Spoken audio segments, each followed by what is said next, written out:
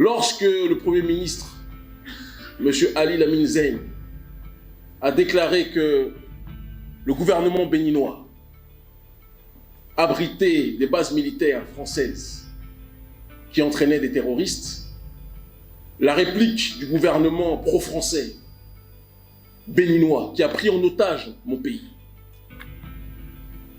a été de dire que s'il y avait des bases militaires françaises, on ne pourrait pas les cacher. Une base militaire, ce n'est pas une aiguille dans une botte de foin. Et c'est vrai. Malheureusement, il y avait un détail que le gouvernement pro-France-africain qui a pris en otage le Bénin avait oublié d'émettre. C'est que l'armée française a engagé des légionnaires noirs de peau qui se font passer pour des militaires béninois et qui forment une partie de la population qu'ils ont réussi à manipuler, à instrumentaliser et à faire croire que l'ennemi, c'était des pays qui, comme par hasard, s'opposaient à l'influence française. CF, des pays comme le Niger, des pays comme le Mali, des pays comme le Burkina. Comme vous pouvez le voir, nous sommes à Savalou, la cité des Soha. Nous sommes présentement là pour pouvoir interroger les populations sur un sujet d'actualité. Qu'est-ce que ces populations pensent de la réaction de leur fils, à savoir le panafricaniste Kémy Séba, qui est de la collectivité Kaposhishi. Qu'est-ce qu'ils pensent de ces décisions, de ces actions contre le Bénin au regard de tout ce qu'il a eu à déclarer du côté du Niger.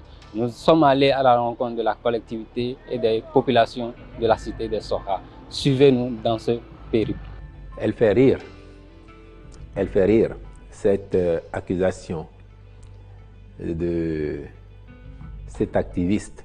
C'est ainsi que le porte-parole du gouvernement du président Patrice Talon, Wilfrid Léandre Humbedji, qualifie ces propos prononcés par le panafricaniste Kémy Séba depuis Niamey au Niger. Pour le gouvernement béninois, ce sont des allégations sans fondement qui ne font que surgir au fur et à mesure qu'elles sont démontées.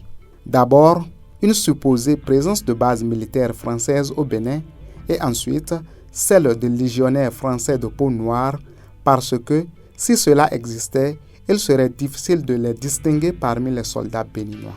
Et je crois qu'il faut le dire sans embâge. Si au Bénin, il devait y avoir des légionnaires français ou un légionnaire français, il s'appellerait, je crois, Stélio Gilles Robert Kaposhishi, alias Kémy Séba. Il n'y a pas l'ombre d'un doute là-dessus. Au-delà du gouvernement Talon, les Béninois de divers horizons ont condamné cette déclaration de Kémy Séba, de son vrai nom, Stélio Gilles Robert Kaposhishi, jugé d'attaque contre son pays, car analysé comme une nouvelle campagne de destruction et de déstabilisation du Bénin. À Cotonou, Parakou, Abomey-Calavi et autres, les populations n'ont pas apprécié ces propos. Elles sont en colère à cause de ces propos qui n'égratignent plus seulement le gouvernement, mais aussi les populations. Et ces légionnaires noirs qui se font passer pour des militaires béninois en collaboration avec le gouvernement béninois entraînent une partie de la population, une minorité, des jeunes, désœuvrés, qu'ils instrumentalisent contre les ennemis du gouvernement français. J'ai estimé ces faits suffisamment graves. Si ils ne sont pas fondés, donc porter une plainte devant le tribunal de première instance de Cotonou contre le personnage pour lui donner l'occasion de venir justifier les faits qu'il a allégués. Parce que nous faisons partie de la jeunesse. Et il faut que la population puisse comprendre. Et comme pour crédibiliser lui-même ses critiques sur son manque de logique, il revient dans une nouvelle vidéo pour livrer la source de ces allégations qui viennent décrédibiliser son statut de panafricaniste qui se voulait sérieux dans sa démarche et focus dans son combat alors qu'il ne prend même pas la peine de vérifier ce qu'on lui sert. Ce que je vous dis là, ce n'est pas moi qui me suis levé pour inventer ces propos. C'est les services de renseignement militaire nigériens. Et ces informations nous ont été transmises à moi et Nathalie Yamb par le porte-parole du gouvernement Amadou Abdraman, colonel Amadou Abdraman, un homme émérite, valeureux, et le premier ministre du gouvernement nigérien, Ali Lamine Zein. Ils nous ont transmis des informations et nous avons pu momentanément, lire de manière précieuse et précise toutes les données que nous avions à notre disposition. Que se passe-t-il au niveau de Kemi Seba pour qu'il sorte cette nouvelle vidéo qui pose beaucoup de problèmes? Kemi Seba piégé par la junte nigérienne à Niamey? Ou est-il si facilement manipulable qu'il ne le paraît? Ou bien y a-t-il quelque chose qui cloche? Non, moi je pense que s'attarder sur des paroles d'un certain Kemi Seba, c'est le suivre dans ses instabilités mentales. Ce monsieur-là, je ne sais pas si vous le savez, en fait son docteur en temps a fait sortir qu'il a des troubles mentaux. Kemi Seba? Kemi Seba. Il a des troubles de la personnalité paranoïaque, il a des troubles antisocial, je pense on appelle ça, et des troubles de narcissisme. Ce sont des gens qui ont besoin de montrer qu'ils sont au-dessus de tout, qu'ils ont le pouvoir, ils veulent influencer. Et ça se justifie, hein? Peut-être que vous n'en savez pas trop sur lui. C'est quelqu'un qui a vécu très jeune la séparation de ses parents. Donc il revoit dans la figure du président Talon ce père qu'il n'a jamais eu. Et il a cette obsession de vouloir l'attaquer, de vouloir se venger, de prendre tout ce qu'il fait en négatif. Et nous ne permettrons pas qu'il continue à manipuler l'opinion des jeunes. Je ne veux pas inventer des états psychiatriques comme ils le font avec moi. Non. Je pense que le message, le combat politique d'autodétermination, de souveraineté mérite un peu plus de classe, mérite un peu plus que ça. Nous avons ce pseudo-panafricaniste de Capo Chichi qui s'invite sur la toile et qui vient se déresponsabiliser en disant que ces allégations de présence de légionnaires français au nord du Bénin ne provient pas de lui, mais qu'il s'agit de preuves et de documents fournis par le service de renseignement du Niger.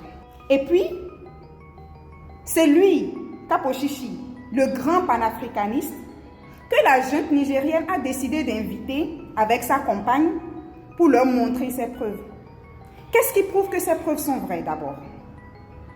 Ensuite, si ces preuves sont réellement vraies, pourquoi c'est à lui, Capo Chichi, qu'ils vont montrer ces preuves? Et pourquoi pas directement au gouvernement du Bénin pour les mettre devant le fait accompli?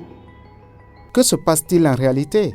Regrette-t-il déjà les propos tenus lors de sa conférence de presse de Niamey? Est-ce un mea culpa déguisé qu'il est en train de faire? De toute façon, cette nouvelle sortie est illustrative d'une certaine inconstance et d'un manque de sérieux de Kemi Seba dans son combat, car les propositions du gouvernement béninois pour la vérification des accusations portées contre lui n'ont pas été saisies par les autorités nigériennes qui continuent d'exceller dans leur démarche d'accusation à chaque sortie sur la crise Bénin-Niger. C'est leur dynamique.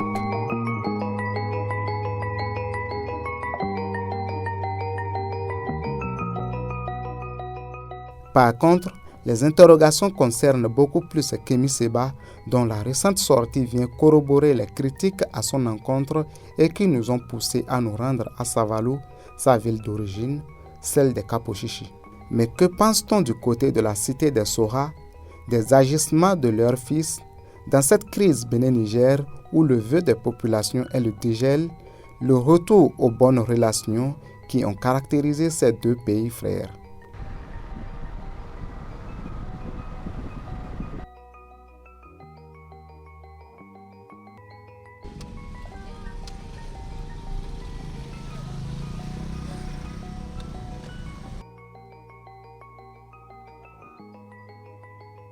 Venir à Savalou, c'est d'abord chercher à rencontrer les membres de cette collectivité à laquelle appartient Kemi Seba, les Capo Chichi. Échanger avec eux pour cette question de cohésion nationale et d'image du Bénin, attaquée à cause des accusations de Kemi Seba, alors qu'on ne voit pas une certaine Nathalie Nyamba attaquer son pays, le Cameroun. Ses comparses à lui, vous l'aurez observé vous aussi des médias, ils ne s'en prennent jamais à leur pays d'origine. Comme si tout allait bien là-bas et qu'au Bénin c'était l'enfer. Mais lui, à chaque prise de parole, il faut descendre le Bénin de sa réputation qui est de plus en plus renforcée aujourd'hui. Pays attractif, pays de gens sérieux, où on travaille bien, on fait les choses de mieux en mieux.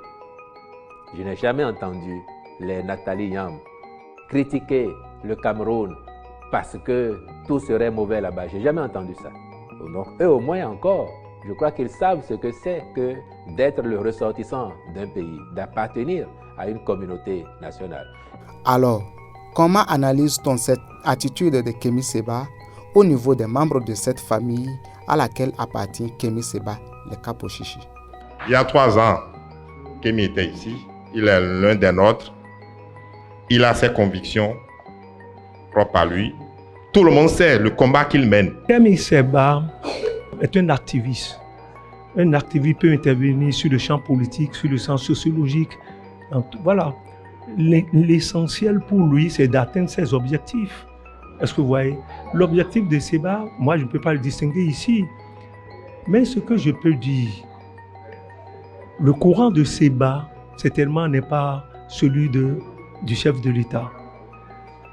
Notre fils a parlé.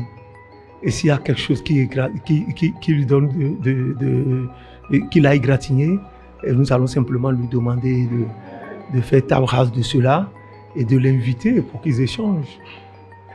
Si possible, de réunir dans la famille Capo Chichi ici, d'inviter Séba dans la famille Capo Chichi pour qu'on en parle. Donc voilà. Mais une sanction pour Séba, ça va être une sanction pour toute la famille Capo Chichi. Parce que Séba est Capo Chichi. On préfère rester peu bavard au sein des Capo Chichi sur cette question qui semble très sensible en leur sein. L'appel qu'on souhaite du chef de l'État est là. Mais de grâce, pas de sanctions contre lui. Cela sera-t-il entendu? Wait and see.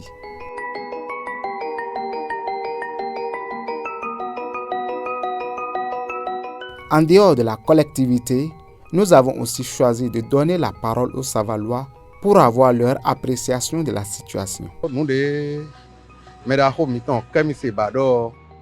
Ce qu'a dit Kémy Séba en tant que Béninois, précisément de Savalou, ce n'est pas bon. Puisque, après tout, c'est nous qui avons choisi notre président. Donc, s'il fait mal ou bien, c'est pour nous. Et s'il a mal agi à propos de quelque chose, nous allons en discuter avec lui de manière simple afin qu'il puisse se corriger.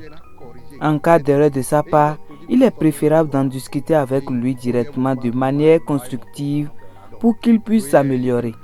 Il est mauvais de critiquer le chef de l'État en public. Il est préférable de le rencontrer en personne pour échanger.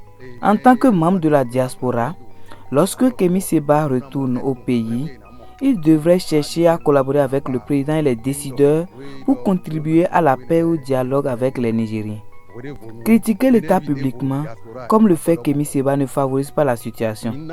Les membres de la diaspora devraient désormais agir de manière plus constructive. Si l'on souhaite s'engager en politique, il est préférable de le faire à l'intérieur de notre pays, sans franchir les frontières. Peu importe où se trouve Kémy Séba, il devrait promouvoir la paix. Ce que notre frère Séba fait, c'est pas bon. Parce qu'il est un Béninois, un fils de Savalou, que tout le monde connaît. Maintenant, même si vous avez un problème avec un autre pays, tu supportes ton pays. D'abord, si on ne veut pas te comprendre, en ce temps, tu peux aller voir le pays voisin. Les déclarations de Kémy Séba à l'étranger ternissent l'image de notre pays. Ce comportement n'est pas admissible. Si les problèmes internes sont évoqués à l'extérieur, cela peut être exploité de façon négative par autrui.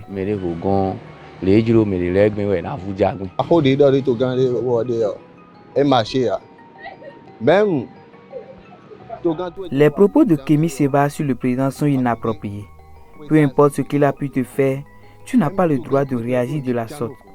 Il serait préférable de demander une audience afin de pouvoir échanger avec lui sur tes préoccupations et faire des suggestions.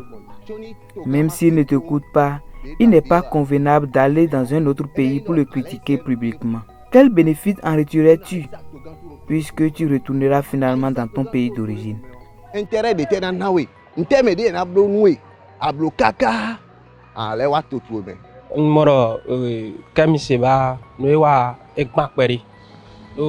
Il est évident que les actions de Kémy Séba ne sont pas acceptables, notamment parce qu'il entretient des liens fraternels avec son président. Lui seul sait pourquoi il agit ainsi. Y a-t-il peut-être des tensions entre eux? Une discussion franche devait être engagée entre les deux parties. Une discussion franche devait être engagée entre les deux parties, car des frères doivent pouvoir trouver un terrain d'entente. Vive condamnation, désapprobation au niveau des citoyens, appel à son interpellation sont autant de réactions qui reviennent sur les réseaux sociaux comme au sein des populations. De toute façon, ce sont les propos de Kémi Séba aujourd'hui, piégé du côté du Niger, qui restent au travers de la gorge de beaucoup de ses concitoyens béninois qui l'admiraient pour son combat. Mais depuis cette diatribe contre son pays, des questions se posent sur son patriotisme et son soi-disant combat pour le panafricanisme. Après ses aveux sur sa conférence de presse de Niamey, la réputation et l'influence de Kémi Séba dans le mouvement panafricaniste vont prendre un coup. Kémi Séba a beaucoup à apprendre des relations de Nathalie Nyamba du Cameroun et surtout de la crise Bénin-Niger dans laquelle il a été manipulé comme une toupie par Niamey. Mesdames et messieurs, nous sommes au terme de ce périple au niveau de la cité des Soha. Nous espérons que vous avez pu constater avec nous le ressentiment des populations de Savalou. Le ressentiment au niveau de sa famille qui n'a pas voulu trop se prononcer, mais tout compte fait, les réactions sont là. À vous d'apprécier et de savoir ce que Savalou pense de ce fils.